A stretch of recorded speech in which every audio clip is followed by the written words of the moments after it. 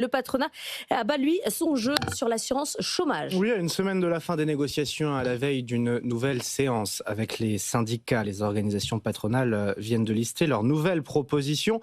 Caroline Morisseau est en direct avec nous ce matin. Vous avez pu consulter ce document où le patronat suggère notamment de créer des règles spécifiques pour ceux qui ont signé une rupture conventionnelle. Oui, c'est ça. Le patronat propose en fait un régime à deux vitesses, où les droits de ceux qui ont signé une rupture conventionnelle seraient durcis par rapport à ceux des autres allocataires. Leur durée d'indemnisation notamment serait réduite de 25%, ce qui signifie qu'en ce moment, compte tenu du niveau de chômage, eh bien, ils ne pourraient plus bénéficier que de 13 mois et demi de chômage au lieu de 18 mois pour les autres allocataires. Enfin, pour eux et uniquement pour eux, le seuil de revenu qui déclenche la dégressivité des allocations au bout de 6 mois serait abaissé. Aujourd'hui, seuls ceux qui gagnent plus de 4 940 € bruts par mois sont concernés. Eh bien, ceux qui ont signé une rupture conventionnelle pourraient être concernés, même s'ils gagnent moins.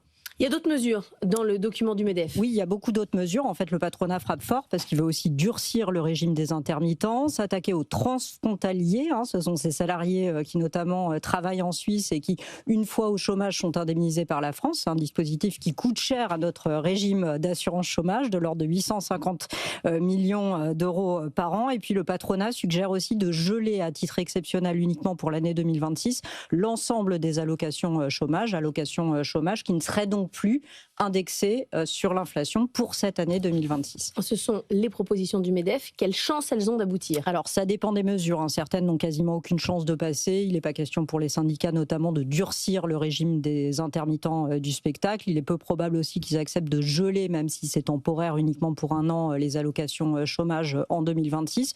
En revanche, beaucoup de syndicats, certains en tout cas, admettent qu'il y a une forme d'anomalie sur les ruptures conventionnelles dans la mesure où elles concernent essentiellement un public jeune, plutôt très qualifié, qui est donc susceptible de retrouver plus rapidement un emploi et qui, paradoxalement, reste plus longtemps au chômage en moyenne que les autres allocataires. Donc là-dessus, ils pourraient accepter un durcissement des droits de ces chômeurs qui ont signé une rupture conventionnelle.